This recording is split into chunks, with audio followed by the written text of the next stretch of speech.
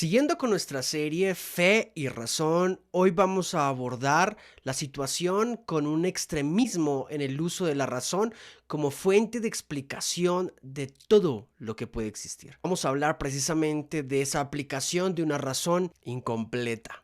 Bienvenidos.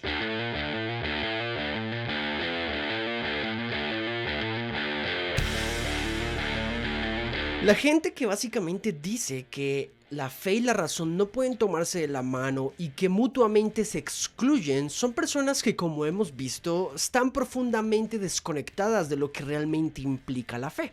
Hoy precisamente vamos a abordar la situación desde la razón, que siempre acude al método científico o a la ciencia en todo caso para tratar de explicar todas las cosas y todos los fenómenos. Podríamos, digamos, resaltar, sistematizar estas afirmaciones que muchas veces de verdad son gratuitas, muy gratuitas, en tres. Y es que en este afán de querer decir que la razón es absolutamente suficiente para hallarle sentido a la vida, hallar respuestas en la vida y de por sí hallar explicación a los grandes fenómenos de la vida, la razón incompleta desesperadamente busca una aliada que normalmente suele ser el método científico. Por ejemplo, primero, la ciencia es el único medio por el cual podemos conocer la verdad. Normalmente una persona que afirma este tipo de cosas no entiende que dicha afirmación no es propia de la ciencia, es propia de una rama puntualmente llamada filosofía. No podemos solamente llegar a través de la ciencia a las fuentes de verdad, sino que también podemos usar la filosofía. Y por lo tanto, dicho eslogan no pertenece puntualmente a la filosofía. El Dr. William Lane Craig, en una de sus conferencias y debates puntuales, y en uno muy particular con el Dr. Peter Atkins, dice algunas cuestiones que me parecen interesantes. Y él menciona muy interesantemente que hay cosas que la ciencia no puede probar, pero que son aceptadas racionalmente. La primera, las verdades lógicas y matemáticas no pueden ser probadas por la ciencia. La ciencia presupone las matemáticas y la lógica. Segundo, las verdades metafísicas como existen otras mentes como la mía o el pasado no fue creado hace 5 minutos con apariencia de pasado. En tercer lugar, las creencias éticas como las declaraciones de valores. Cuarto, los juicios estéticos no pueden ser probados por la ciencia como aquello que es bueno o aquello que es bello. Y quinto, la ciencia no puede ser probada por el método científico. La ciencia está plagada de presupuestos que damos por hecho. Así que es racional pensar que la ciencia no es la única forma en la que podemos llegar a las fuentes de verdad. Eso no es propio de la ciencia y por lo tanto no es muy razonable. El segundo presupuesto que se usa dice lo siguiente: no necesitamos a Dios porque la ciencia puede explicarlo todo.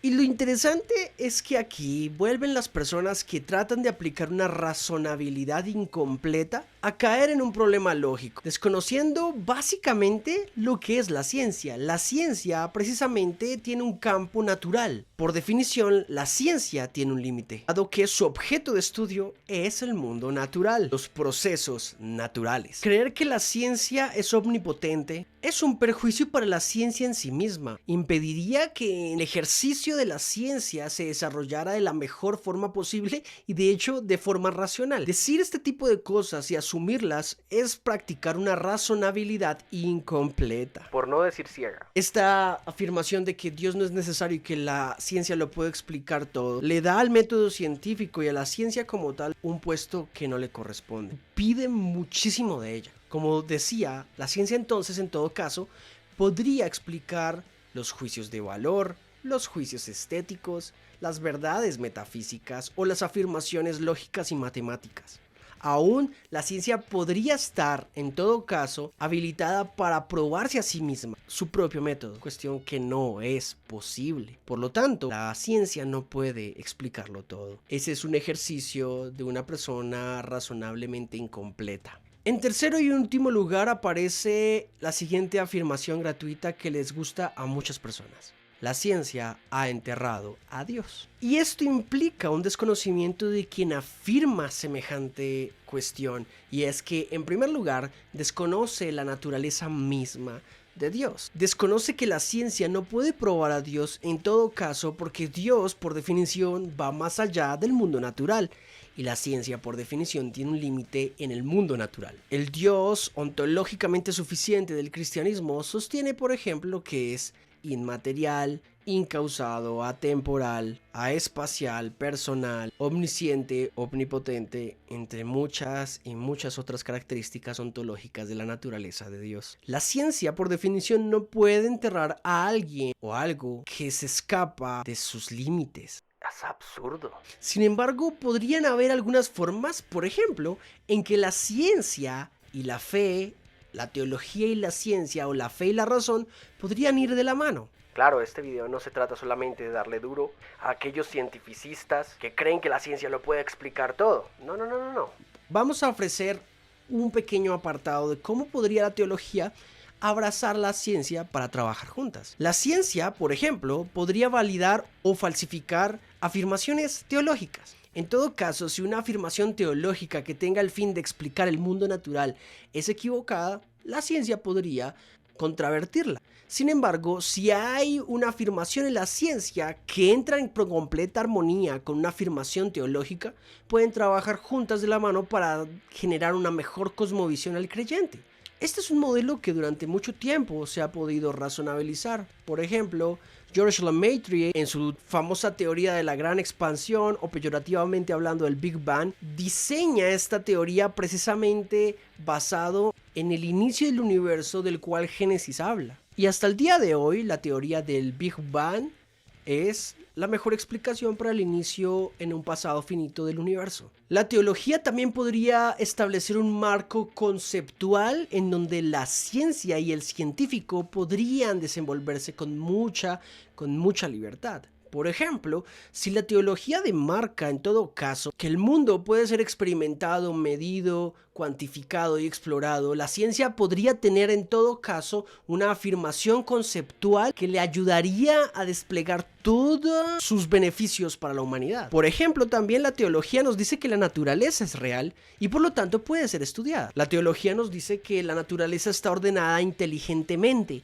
Y la ciencia puede descubrir que dicho orden existe en el mundo empírico. La teología nos dice que la naturaleza en sí misma no es divina y por eso puede ser desacralizada por el medio científico. La teología nos enseña que el hombre tiene capacidad de razonar y por lo tanto puede ser un hombre científico. Y así podríamos hablar de un marco contextual teológico muy amplio donde la ciencia puede desarrollarse de una manera adecuada, muy adecuada. También la ciencia podría proveer evidencia científica para una premisa en un argumento a favor de una conclusión teológicamente hablando. Por ejemplo, en la segunda premisa del argumento cosmológico Kalam se menciona que el universo comenzó a existir.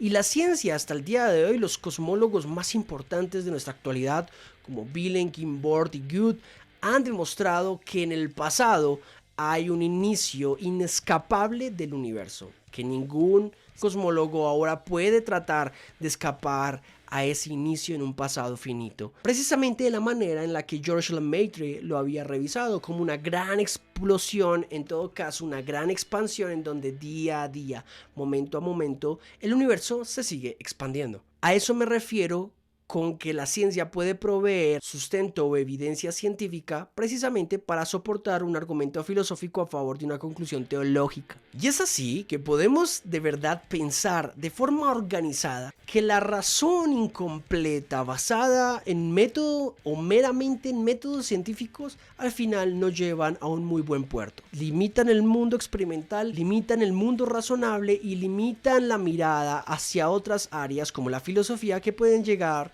a contribuir mucho a las verdades teológicas. Es así que la fe y la razón pueden trabajar de la mano, teológicamente hablando, en un contexto y en un marco conceptual bastante interesante al cual invito a todos a que empecemos a entrenar.